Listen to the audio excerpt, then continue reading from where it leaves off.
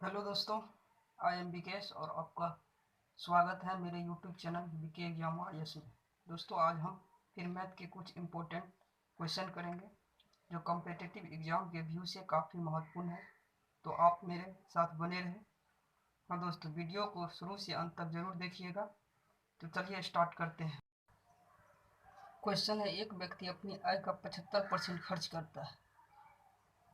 यदि उसकी आय में 10-20% की वृद्धि हो जाए तथा खर्च में भी 25% की वृद्धि हो जाए तो बताएं कि उसकी बचत में कितने परसेंट की वृद्धि होगी। चलिए दोस्तों, सॉल्यूशन करते हैं। ये हो गया इनकम, ये हो गया एक्सपेंडिचर और ये हो गया सेविंग। इनकम 100 है, 75 खर्च करता है, 25 का बचत करेगा। ठीक, इसको हम शॉर्ट टर्म कर लेते हैं। ये 25 का एक 25 या 75 3 टाइम कटेगा और 25 चौका 4 टाइम कटेगा। ठीक, अब कर रहा है इनकम में 20% की वृद्धि हुआ है, एक्सपेंडिचर में 25% की वृद्धि हुआ है, तो कह रहा है बचत में कितना परसेंट की वृद्धि हुआ, यही क्वेश्चन है। तो यहीं से मेरा दोस्तों मेथड स्टार्ट होता है। चलिए हम स्टार्ट करते हैं।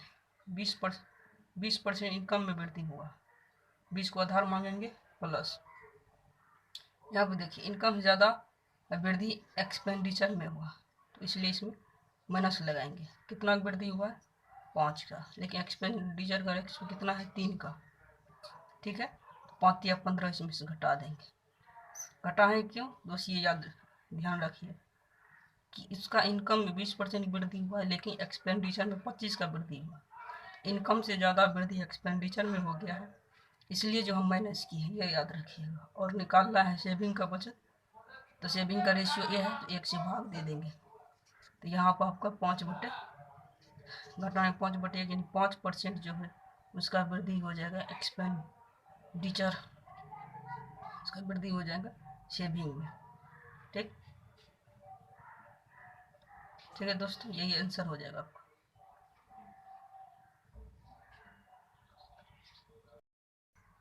चलिए दोस्तों, प्रत्येक मजदूर को मिलने वाला प्रतिदिन की मजदूरी में 10% की कमी कर दी गई तो उसके कार्य के समय में कितने परसेंट की वृद्धि कर दी जाए कि मजदूरी की आय में 8% की वृद्धि हो जाए, यही क्वेश्चन है। चलिए हम सॉल्यूशन करते हैं। सॉल्यूशन जो होता है दोस्त, तो इसका जो एक चीज़ याद रखिएगा, मजदूर की आय बराबर होता है मजदूरी की दर, मजदूरी की दर गुना टाइम पे डिपेंड करता है। ये चीज़ आपको याद रखना है। ठीक है, ऐसे भी दोस्तों हम मान लेते हैं कि अगर किसी का इनकम होगा, इनकम वही कहलाएगा जितने भी कितना उसका क्षमता है और कितना देर वो काम करता है। ठीक है, तो चलिए अब ये इनकम हो गया, ये इफिशेंसी हो गया जिसको आप हम लोग दर कहते हैं, और ये टाइम हो गया। ठीक है, पर इफिशेंसी में 10% की कमी हो गई।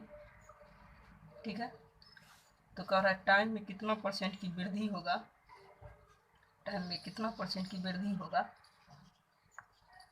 कि उसका नया इनकम में 8% की वृद्धि हो गया है। तो नया इनकम, पुराना तो 100 था, अब नया में 8% की वृद्धि होगी। ठीक है, अब सब कुछ नया हो गया, ये भी नया है, एफिशिएंसी भी उसका नया हो गया, और टाइम अब निकालना है। अब दोस्तों देखिए, एफिशिएंसी है और उसका इनकम हो गया 108, तो यही दोनों का जो अंतर होगा, जितना इसमें अंतर होगा वही उसका ये टाइम में वृद्धि हो जाएगा। तो अंतर कितना का है? 18 का। उसका क्षमता है 90 का। परसेंटेज में निकालने के लिए 100 से गुना करेंगे, तो यहाँ पर काटेंगे तो 18 को 90 बार काटेंगे तो 5 टाइम में कट जाएगा, और फिर 5 से 20 100 को काटेंगे तो 20 बार में कट जाएगा। इसका मतलब इसका 20% क्या हो गया दोस्तों, टाइम में वृद्धि हो गया। यही आंसर है। ओके, चलिए दोस्तों नेक्स्ट क्वेश्चन की ओर चलते हैं।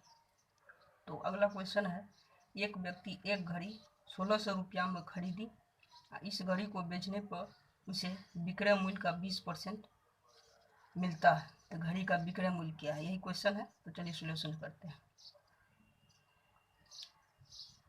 यहाँ पे दे रहा है कि विक्रय मूल्य का 20% लाभ होता है, विक्रय मूल्य मतलब होता है सेलिंग प्राइस का 20% प्रॉफिट होता है।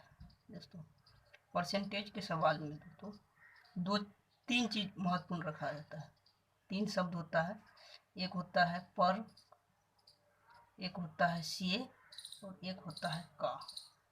ये 3 चीज आपको ध्यान रखना होगा। जैसे इस क्वेश्चन में बोला है मतलब विक्रय मूल्य का, तो जो का होगा या जो से होगा और जो पर लिखा है उसको हम 100 मानते हैं। ठीक है, यहाँ पे एसपी को हम यहाँ पे यानी सेलिंग प्राइस को 100 मानते हैं और प्रॉफिट हो रहा है 20 का। ठीक है, जब सेलिंग प्राइस का 20% यानी प्रॉफिट हमको 20 हो गया, तो यहाँ से हमको जो है कॉस्ट प्राइस निकाल लेंगे। अब 100 रुपया में बेच रहा है, 20 रुपया प्रॉफिट होता है, तो यहाँ पे कॉस्ट प्राइस 80 हो जाएगा। ठीक, अब कर रहा है उसका जो है 1600 रुपया में घड़ी खरीदा है, तो 1600 रुपया में घड़ी खरीदा है, लेकिन यहाँ पे जो है क्रय मूल्य का है कितना 80, तो 80 से भाग देंगे और निकालना है हमको क्या, तो विक्रय मूल्य पूछ रहा है, तो विक्रय मूल्य निकालने के लिए विक्रय मूल्य यहाँ 100 है, 100 से गुना कर दो। ओके, ये 20 बार में कट जाएगा और यहाँ से 2000 रुपया उसका जो है सेलिंग प्राइस निकल जाएगा। ओके, ये आंसर हो जाएगा। चलिए दोस्तों क्वेश्चन पढ़ते हैं। स्विचिंग मूल्य पर 20% बट्टा देने पर किसी वस्तु का विक्रय मूल्य 32 रुपया होता है। यदि स्विचिंग मूल्य पर 40% बट्टा दे तो विक्रय मूल्य क्या हो? ये क्वेश्चन है। चलिए दोस्तों सॉल्यूशन करते हैं। यहाँ पे सूची मूल्य, उसके बाद विक्रय मूल्य मान लेते हैं और उसके बाद फिर बट्टा दे रहा है। ठीक है, तो यहाँ पे देखिए सवाल में दोस्तों पर आ गया, पर है और परसेंटेज के सवाल में हमने बोले हैं पर, सी और का 3 शब्द का ध्यान दिया जाता है। ठीक है, ये तीनों शब्द बहुत इंपॉर्टेंट है परसेंटेज के सवाल। यहाँ पे पर है तो पर स्विचिंग मूल्य के बाद में लगा है, इसका मतलब स्विचिंग मूल्य को 100 मान लेते हैं। अब 20% बट्टा दे रहा है। ठीक है, इसका मतलब विक्रय मूल्य उसका हो जाएगा 80।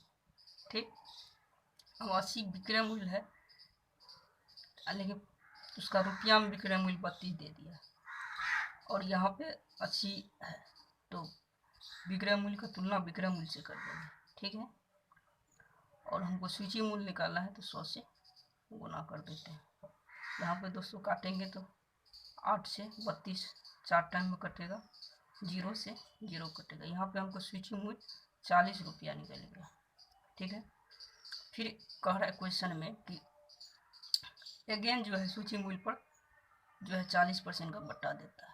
तो अब तो स्विचिंग मूल्य वाला 40 है, लेकिन बट्टा दे रहा है 40% का, इसका मतलब विक्रय मूल्य उसका हो जाएगा अब 60। ठीक है, अब यहाँ से दोस्तों मेरा नया सूची मूल्य जो निकल गया वो हो गया 6 चौका 24, यानी 24 रुपया। अब मेरा ये नया सूची मूल्य, यही क्वेश्चन था और यही 24 आंसर हो गया आपका।